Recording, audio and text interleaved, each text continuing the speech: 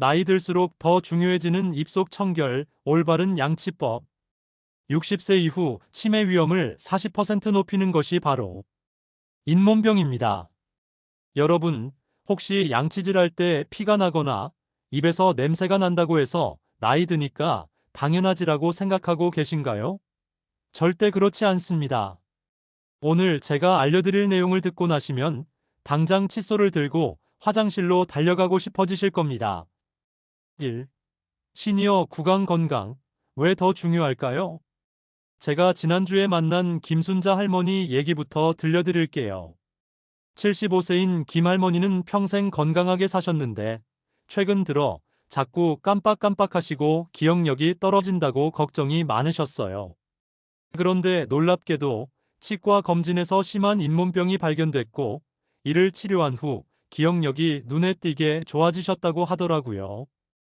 이게 우연의 일치일까요? 절대 아닙니다.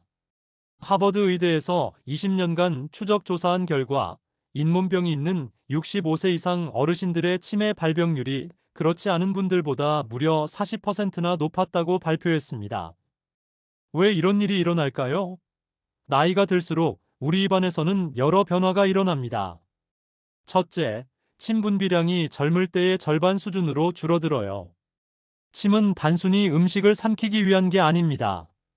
입안의 세균을 씻어내고 산성도를 중화시키며 치아를 보호하는 중요한 역할을 하는데 이 자연 방어막이 약해지는 거죠. 둘째, 잇몸이 서서히 내려앉으면서 치근이 노출됩니다. 치근은 치아의 뿌리 부분으로 범랑질보다 훨씬 약해서 충치와 마모에 취약해요. 마치 집의 기초가 흔들리는 것과 같습니다. 셋째, 복용하는 약물이 늘어나면서 부작용으로 구강 건조증이 심해집니다. 고혈압약, 당뇨약, 수면제 등 시니어분들이 흔히 복용하는 약물들이 모두 침 분비를 줄이는 부작용이 있어요. 특히 무서운 건 구강 질환이 단순히 입안에만 머물지 않는다는 점입니다. 잇몸 염증으로 생긴 세균과 독소가 혈관을 타고 온몸으로 퍼져나가면서 심장병, 당뇨병, 폐렴, 심지어 치매까지 유발할 수 있다는 연구 결과들이 계속 나오고 있거든요. 입속 세균이 전신 건강에 미치는 영향. 여러분, 우리 입안에는 지금 이 순간에도 700여 종의 세균이 살고 있다는 사실 알고 계셨나요? 건강한 성인의 입안 세균 수는 약 100억 개에 달합니다. 이게 얼마나 많은 양인지 감이 안 오시죠? 변기물보다 10배나 많은 세균이 우리 입안에 있는 겁니다. 하지만 모든 세균이 나쁜 건 아니에요. 문제는 나이가 들면서 좋은 세균과 나쁜 세균의 균형이 깨지기 시작한다는 점입니다.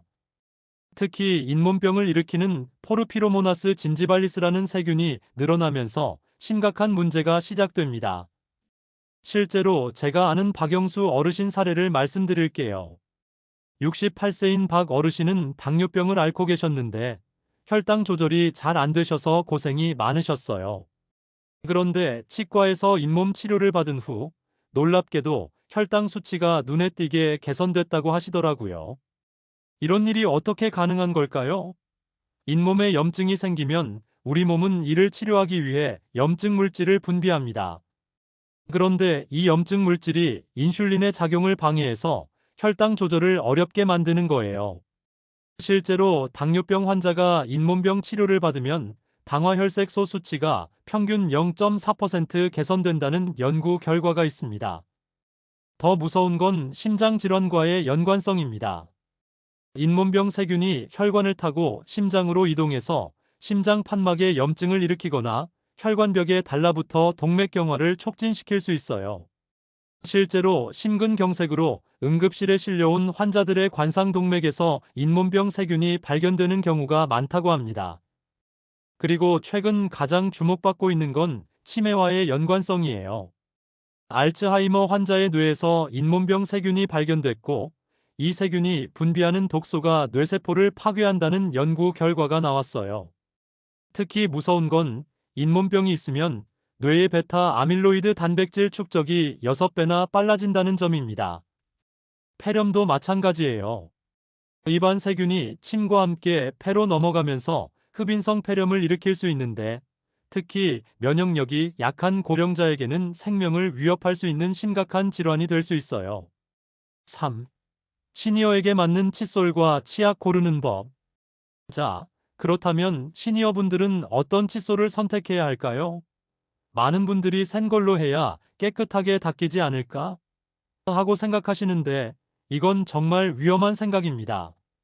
제가 상담했던 이순희 할머니 경우를 말씀드릴게요. 80세인 이 할머니는 평생 억센 칫솔로 꽉꽉 눌러서 양치하는 습관이 있으셨어요. 이래야 깨끗해진다고 믿으셨거든요. 그런데 몇 년 후 치과에 가보니 잇몸이 심하게 패이고 치근이 드러나서 찬물만 마셔도 이가 시렸다고 하시더라고요. 시니어분들께는 부드러운 모의 칫솔이 절대적으로 필요합니다. 특히 모의 끝이 둥글게 처리된 제품을 선택하세요. 모가 너무 딱딱하면 이미 약해진 잇몸을 더욱 상하게 할 수 있어요. 칫솔 크기도 중요합니다. 입이 작아지고 입을 크게 벌리기 어려운 시니어분들께는 헤드가 작은 칫솔이 좋아요. 어금니 안쪽까지 구석구석 닦을 수 있거든요. 손목이나 관절이 아픈 분들이라면 손잡이가 굵고 미끄럽지 않은 제품을 선택하세요. 요즘은 관절염 환자를 위한 특수 손잡이 칫솔도 나와 있어요. 치약 선택은 더욱 신중해야 합니다. 시니어분들께 가장 중요한 건 불소 함량이에요. 불소는 치아 재광활을 도와서 충치를 예방하는데 특히 치근이 노출된 시니어분들께는 더욱 중요합니다. 불소 농도 1000ppm 이상인 제품을 선택하세요. 그런데 여기서 주의할 점이 있어요. 연마제가 너무 많이 들어간 치약은 피하셔야 해요. 화이트닝 효과를 강조하는 제품들 중에는 연마제가 많이 들어있는 경우가 있는데 이미 약해진 치근을 더욱 마모시킬 수 있거든요. 대신 잇몸 건강에 도움이 되는 성분이 들어간 치약을 선택하세요. 염화스트론튬은 시리니를 완화해주고 트리클로산은 세균 번식을 억제해줍니다. 그리고 잇몸 염증을 가라앉히는 알파토코페롤이 들어간 제품도 좋아요. 특히 구강 건조증이 있는 분들이라면 SLS 소듐 라우릭 설페이트가 들어가지 않은 제품을 선택하세요. SLS는 거품을 내는 성분인데 입안을 더욱 건조하게 만들 수 있어요. 한 가지 더 팁을 드리자면 치약은 너무 많이 짜면 안 돼요. 콩알만큼만 짜서 사용하세요. 거품이 많이 나면 오히려 제대로 닦이지 않고 빨리 뱉어내게 돼서 불소의 효과도 줄어들어요. 4. 올바른 칫솔질 방법과 시간. 자, 이제 가장 중요한 칫솔질 방법에 대해 알아볼까요? 많은 분들이 평생 양치질해 왔는데 뭘 새로 배워? 하고 생각하실 텐데 사실 90% 이상의 사람들이 잘못된 방법으로 양치질을 하고 있다는 연구 결과가 있어요. 제가 만난 최영수 할아버지 사례를 들려드릴게요. 72세인 최 할아버지는 매일 아침 저녁으로 빠짐없이 양치질을 하셨는데 치과에서 양치질을 제대로 안 하시네요 라는 말을 들으셨다고 해요. 너무 억울하셨겠죠? 그런데 양치질하는 모습을 보니 마치 바닥을 걸레질하듯이 좌우로 문지르고 계시더라고요. 올바른 칫솔질의 첫 번째 원칙은 바로 바스법입니다. 칫솔을 45도 각도로 기울여서 잇몸과 치아 경계선에 댄 다음 작은 원을 그리듯이 부드럽게 마사지하는 방법이에요. 좌우로 문지르면 잇몸이 상하고 치아 표면에 홈이 패일 수 있어요. 구체적인 방법을 단계별로 알려드릴게요. 첫째, 칫솔모를 잇몸과 치아 경계선에 45도 각도로 대세요. 이때 칫솔모의 일부가 잇몸 안으로 살짝 들어가야 해요. 둘째, 손목을 이용해서 작은 진동을 주면서 10번 정도 움직이세요. 팔 전체를 움직이지 마시고 손목만 사용하는 게 포인트예요. 셋째, 치아 2개씩 겹치면서 순서대로 닦아 나가세요. 안쪽, 바깥쪽, 씹는 면을 모두 닦아야 해요. 특히 시니어분들이 놓치기 쉬운 부분이 있어요. 바로 어금니 안쪽이에요. 입을 크게 벌리기 어려워서 칫솔이 잘 안 들어가는 부분인데 여기에 음식물이 많이 끼고 세균이 번식하기 쉬워요. 칫솔을 세로로 세워서 위아래로 움직이면서 닦아주세요. 그리고 앞니 안쪽도 중요해요. 이 부분은 침샘과 가까워서 치석이 잘 생기는 곳이거든요. 칫솔을 세워서 아래에서 위로 쓸어 올리듯이 닦아주세요. 양치질 시간은 최소 3분은 해야 해요. 많은 분들이 30초, 1분 정도로 대충 하시는데 이건 세균막을 제거하기에는 턱없이 부족한 시간이에요. 치아 32개를 모두 제대로 닦으려면 3분은 필요합니다. 시간을 재기 어려우시다면 좋아하는 노래 한 곡을 마음속으로 부르면서 양치질 하시거나 핸드폰 타이머를 설정해 두세요. 처음에는 길게 느껴지실 테지만 습관이 되면 자연스러워져요. 그리고 양치질 후에는 칫솔을 흐르는 물에 깨끗이 헹궈서 칫솔모가 위를 향하도록 세워두세요. 습한 곳에 뉘어두면 세균이 번식할 수 있어요. 칫솔은 3개월마다 교체하시고 감기나 구내염을 앓은 후에는 바로 새 칫솔로 바꾸세요. 5. 혀 클리너 사용법과 필요성. 여러분, 양치질할 때 혀도 닦고 계신가요? 많은 분들이 치아만 닦고 혀는 그냥 넘어가시는데 이건 정말 아까운 일이에요. 우리 입안 세균의 50% 이상이 혀에 살고 있거든요. 특히 시니어분들의 혀를 자세히 보시면 하얀 설태가 두껍게 끼어 있는 경우가 많아요. 이 설태는 단순한 음식 찌꺼기가 아닙니다.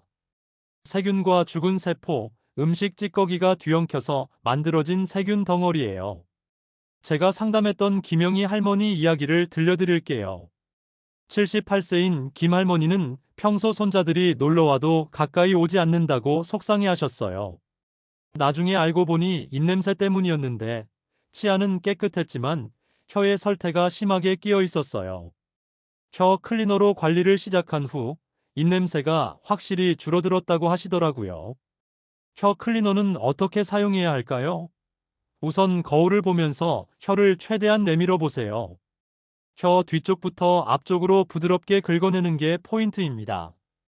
구체적인 방법은 이래요. 혀를 내민 상태에서 혀 클리너를 가능한 한 뒤쪽에 대세요. 너무 뒤쪽에 대면 토할 것 같으니까 적당한 지점을 찾으시고요. 그 다음 살살 압력을 주면서 앞쪽으로 긁어내세요. 한 번에 한쪽씩 혀 전체를 다 커버할 때까지 반복하세요. 이때 주의할 점이 있어요. 너무 세게 긁으면 혀에 상처가 날 수 있으니까 부드럽게 해주세요. 그리고 사용 후에는 반드시 물로 입을 헹궈서 긁어낸 찌꺼기들을 깨끗이 제거하세요. 혀 클리너가 없다면 칫솔로도 할 수 있어요. 하지만 칫솔모가 너무 딱딱하면 혀에 자극을 줄 수 있으니까 가능하면 전용 혀 클리너를 사용하시는 게 좋아요. 혀 클리너는 언제 사용하는 게 좋을까요? 아침에 일어나서 가장 먼저 하시는 게 좋아요. 밤사이 입안에서 번식한 세균들을 제거하는 거죠. 그리고 양치질하기 전에 하세요. 혀를 먼저 깨끗하게 한 다음에 양치질하면 더 효과적이거든요. 특히 구강 건조증이 있는 분들이나 약물 복용으로 입이 마르신 분들께는 혀 클리너가 더욱 중요해요. 침이 부족하면 혀의 자정작용이 떨어져서 설태가 더 많이 끼거든요. 그리고 한 가지 더, 혀의 색깔도 건강 상태를 알려주는 중요한 신호예요.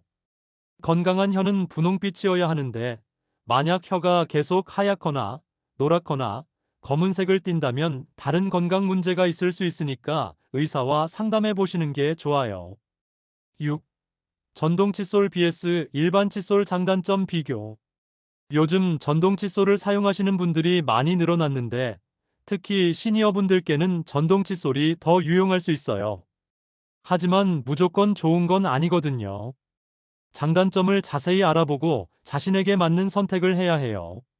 먼저 전동 칫솔의 장점부터 말씀드릴게요. 가장 큰 장점은 플라그 제거 효과가 뛰어나다는 점이에요. 분당 수만 번의 진동으로 일반 칫솔로는 제거하기 어려운 세균막까지 효과적으로 제거할 수 있어요. 제가 아는 박정숙 할머니 경우를 말씀드릴게요. 73세인 박 할머니는 관절염 때문에 손목을 자유롭게 움직이기 어려우셨어요. 양치질할 때마다 손목이 아파서 제대로 못하셨는데 전동 칫솔을 사용한 후로는 손목에 부담 없이 깨끗하게 양치질할 수 있게 되셨다고 하더라고요. 전동 칫솔의 또 다른 장점은 시간 관리가 쉽다는 점이에요. 대부분의 전동 칫솔에는 타이머 기능이 있어서 2분이나 3분이 되면 자동으로 알려줘요. 그리고 30초마다 진동이나 소리로 알려줘서 각 부위를 균등하게 닦을 수 있어요. 압력 센서가 있는 제품도 있어요. 너무 세게 누르면 경고음이나 불빛으로 알려주거든요. 시니어분들 중에는 무의식 중에 너무 세게 누르시는 분들이 많은데 이런 기능이 있으면 잇몸 손상을 예방할 수 있어요. 하지만 전동 칫솔에도 단점이 있어요. 첫째, 가격이 비싸요. 좋은 전동 칫솔은 10만 원이 넘는 경우도 많고 교체용 브러쉬도 일반 칫솔보다 훨씬 비싸요. 둘째, 관리가 복잡해요.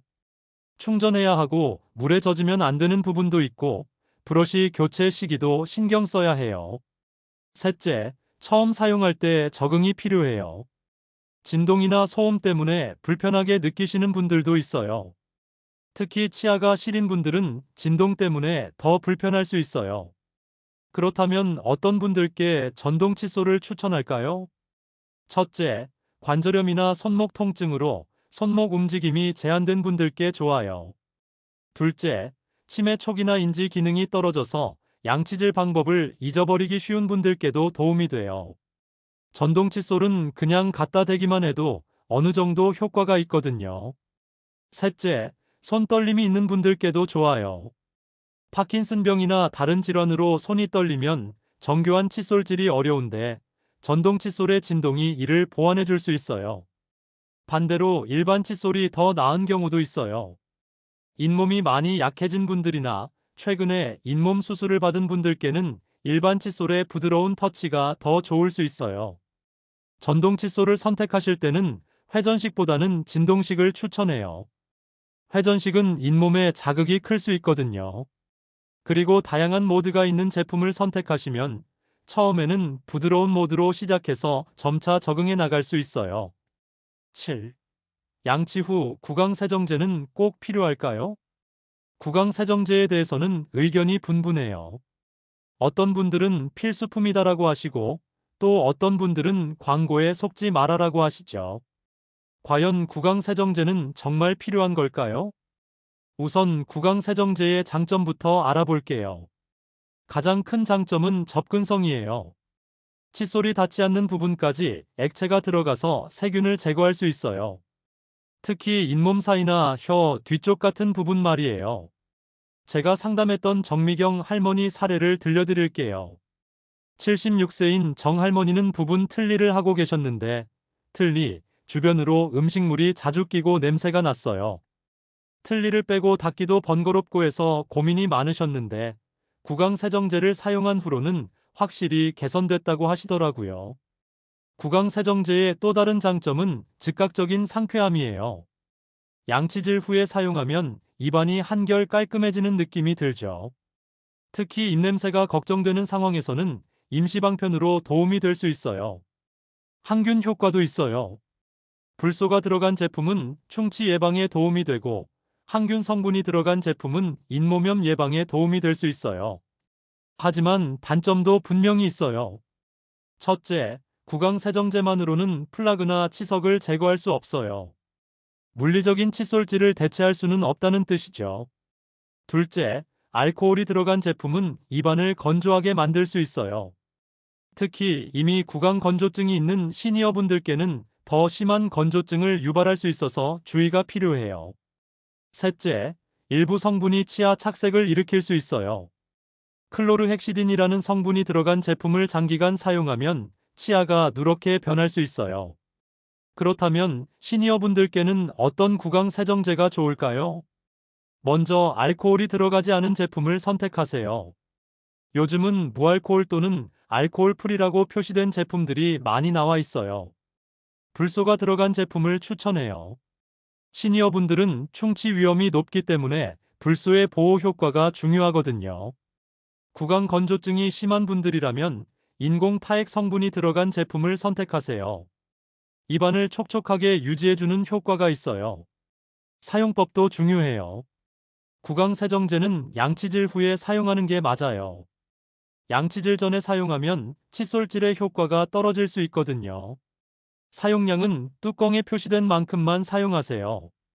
더 많이 사용한다고 효과가 더 좋아지는 건 아니에요. 30초에서 1분간 입안에서 헹군 후 뱉어내세요. 그리고 중요한 건 구강 세정제 사용 후에는 물로 헹구지 마세요. 불소나 다른 유효 성분들이 씻겨나가 버릴 수 있거든요.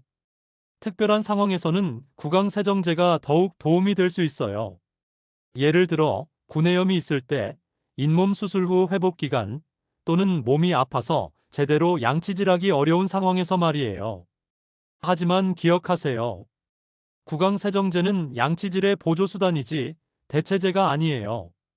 가장 중요한 건 여전히 올바른 칫솔질과 치실 사용이에요. 8. 하루 양치 횟수와 타이밍. 하루에 몇 번 양치질해야 하나요? 라는 질문을 정말 많이 받아요. 표준적인 답은 하루 3번, 식후 30분 이내라고 하지만 시니어분들에게는 조금 다른 기준이 필요해요. 우선 최소한 하루 2번은 반드시 해야 해요. 아침에 일어나서 1번, 잠자리에 들기 전에 1번. 이 2번은 절대 빠뜨리면 안 되는 필수 양치질이에요. 아침 양치질이 중요한 이유를 설명해 드릴게요. 잠을 자는 동안 침 분비량이 급격히 줄어들면서 입안 세균이 폭발적으로 증가해요. 자고 일어났을 때 입맛이 텁텁하고 냄새가 나는 이유가 바로 이 때문이죠. 특히 시니어분들은 젊은 사람들보다 야간 침 분비량이 더 적기 때문에 아침 양치질이 더욱 중요해요. 아침 양치질은 식사 전에 하는 게 좋아요. 밤사이 번식한 세균들을 제거한 후에 식사를 해야 세균이 음식과 함께 위로 넘어가는 걸 방지할 수 있거든요. 잠자리 들기 전 양치질은 하루 중 가장 중요한 양치질이에요. 이때는 시간을 충분히 들여서 꼼꼼히 해야 해요.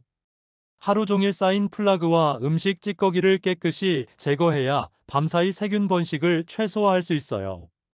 그렇다면 식후 양치질은 어떻게 해야 할까요? 여기서 중요한 건 타이밍이에요. 식사 직후에는 입안이 산성으로 변해서 치아 표면이 일시적으로 약해져요. 이때 바로 양치질하면 오히려 치아 표면을 손상시킬 수 있어요. 특히 산성 음식을 드신 후에는 더욱 주의해야 해요. 과일, 탄산음료, 식초가 들어간 음식 등을 드신 후에는 최소 30분에서 1시간 정도 기다린 후에 양치질하세요. 그 대신 식사 직후에는 물로 입을 헹구는 정도면 충분해요. 이렇게 하면 음식 찌꺼기는 제거하면서도 치아 손상은 예방할 수 있어요. 제가 만난 윤석구 할아버지 사례를 말씀드릴게요. 79세인 윤 할아버지는 매 식사 후 바로 양치질하는 게 건강에 좋다고 생각하셨어요. 그런데 몇 년 후 치과에 가보니 치아 표면이 많이 닳아있다고 하더라고요. 특히 신과일을 좋아하셔서 자주 드셨는데 그 직후에 양치질을 해서 치아가 손상된 거였어요. 또 한 가지 고려할 점은 복용하는 약물이에요. 일부 약물은 구강 건조증을 유발하는데 이런 경우에는 양치 횟수를 늘리는 것보다는 충분한 수분 섭취와 구강 보습에 신경 쓰는 게 더 중요해요. 당뇨병이 있는 분들은 혈당 조절 상태에 따라 양치 스케줄을 조정할 필요가 있어요. 혈당이 높으면 잇몸 염증이 더 쉽게 생기기 때문에 평소보다 더 자주 양치질하는 게 좋을 수 있어요. 간식을 자주 드시는 분들이라면 간식 후에도 가볍게 물로 입을 헹구거나 무설탕 껌을 씹는 것도 도움이 돼요. 특히 단 것을 드신 후에는 더욱 그래요. 그리고 틀니를 사용하시는 분들은 틀니 관리도 별도로 해야 해요. 틀니도 하루 2번 이상은 깨끗이 닦아야 하고 잠들기 전에는 빼서 틀니 세정제에 담가두는 게 좋아요. 9. 양치 외에도 중요한 구강 관리 습관. 양치질만으로는 완벽한 구강 관리가 어려워요. 특히 시니어분들께는 추가적인 관리 방법들이 필요한데 오늘은 그 중에서도 가장 중요한 몇 가지를 알려드릴게요. 첫 번째로 치실 사용이에요. 나이 들어서 치실까지 써야 하나? 라고 생각하실 수 있지만 오히려 시니어분들께 더 중요해요. 나이가 들수록 잇몸이 내려앉으면서 치아 사이 공간이 넓어지고 여기에 음식물이 더 많이 끼거든요. 제가 아는 이정희 할머니 이야기를 들려드릴게요. 74세인 이 할머니는 평생 치실을 써본 적이 없으셨는데 치과에서 권유받아서 처음 써보셨어요. 그런데 치실을 빼내니 냄새가 너무 심하게 나서 깜짝 놀라셨다고 해요. 그때서야 양치질만으로는 제거되지 않는 음식 찌꺼기와 세균이 얼마나 많은지 깨달으셨다고 하더라고요. 치실 사용법을 알려드릴게요. 치실을 40cm 정도 뽑아서 양쪽 중지에 감아주세요. 그리고 엄지와 검지로 조절하면서 치아 사이에 살살 넣어주세요. 이때 너무 세게 하면 잇몸이 상할 수 있으니까 조심하세요. 치아 사이에 넣은 후에는 시자 모양으로 치아면을 감싸면서 위아래로 움직여주세요. 한쪽 치아면을 닦은 후에는 반대쪽 치아면도 같은 방식으로 닦아주세요. 손목이 아프거나 손가락이 잘 안 움직이는 분들께는 치실 홀더나 물 치실을 추천해요. 치실 홀더는 플라스틱 손잡이에 치실이 달려 있어서 사용하기 편하고, 물 치실은 물줄기의 압력으로 치간 청소를 하는 거예요. 두 번째는 정기적인 치과 검진이에요. 많은 시니어분들이 아픈 곳이 없는데 굳이 치과에 갈 필요가 있나? 라고 생각하시는데, 이건 정말 위험한 생각이에요. 치과 질환은 초기에는 증상이 거의 없어요. 아플 때는 이미 많이 진행된 상태인 경우가 많거든요. 6개월마다 한 번씩은 정기 검진을 받으시는 게 좋아요. 특히 당뇨병, 심장병 등 만성 질환이 있는 분들은 더 자주 받으셔야 해요. 이런 질환들이 구강 건강에 직접적인 영향을 미치거든요. 세 번째는 올바른 식습관이에요. 구강 건강은 먹는 것과 직접적인 관련이 있어요. 특히 시니어분들께 중요한 몇 가지 식습관을 알려드릴게요. 설탕이 많이 들어간 음식은 가능한 한 피하세요. 세균이 설탕을 분해하면서 산을 만들어내는데, 이 산이 치아를 녹여서 충치를 만들어요. 특히 사탕이나 캐러멜처럼 입안에 오래 머무는 단 음식은 더욱 해로워요. 대신 치아에 좋은 음식들을 드세요. 치즈나 우유 같은 유제품은 칼슘과 인이 풍부해서 치아를 튼튼하게 해줘요. 녹차에는 불소와 항균 성분이 들어있어서 충치와 잇몸병 예방에 도움이 돼요. 섬유질이 많은 야채와 과일도 좋아요. 씹는 과정에서 자연스럽게 치아 표면을 청소해주고 침 분비를 촉진해줘요.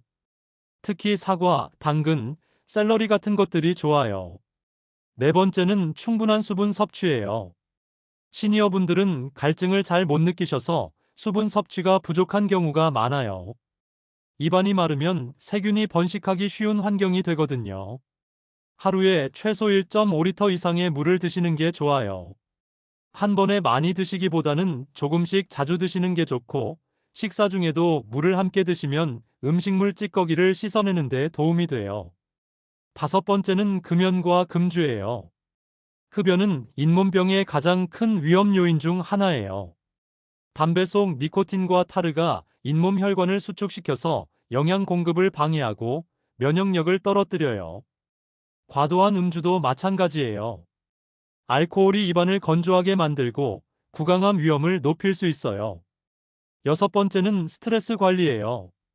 스트레스가 심하면 침 분비가 줄어들고 이갈이나 이 악물기 같은 나쁜 습관이 생길 수 있어요.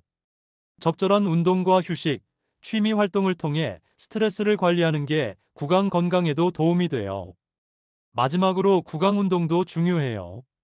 입을 크게 벌렸다 다물었다 하는 운동, 혀를 내밀었다 넣었다 하는 운동, 뺨을 부풀렸다 오므렸다 하는 운동 등을 규칙적으로 하시면 구강 근육을 강화하고 침 분비를 촉진하는 데 도움이 돼요. 여러분, 오늘 긴 시간 동안 시니어 구강 건강에 대해 함께 알아봤는데 어떠셨나요? 처음에 말씀드렸던 김순자 할머니 기억하시죠? 잇몸병 치료 후 기억력이 좋아지신 분 말이에요. 이처럼 구강 건강은 단순히 입안의 문제가 아니라 전신 건강과 직결되는 중요한 문제예요. 오늘 알려드린 내용을 정리해보면 이래요. 첫째, 시니어분들은 젊을 때보다 구강 관리에 더 신경 써야 해요. 침 분비 감소, 잇몸 퇴축, 약물 부작용 등으로 인해 구강 환경이 악화되기 쉽거든요. 둘째, 올바른 도구 선택이 중요해요. 부드러운 칫솔, 불소가 들어간 치약, 필요에 따라 전동 칫솔이나 치실 홀더 같은 보조 도구들을 활용하세요. 셋째, 올바른 양치법을 익히세요.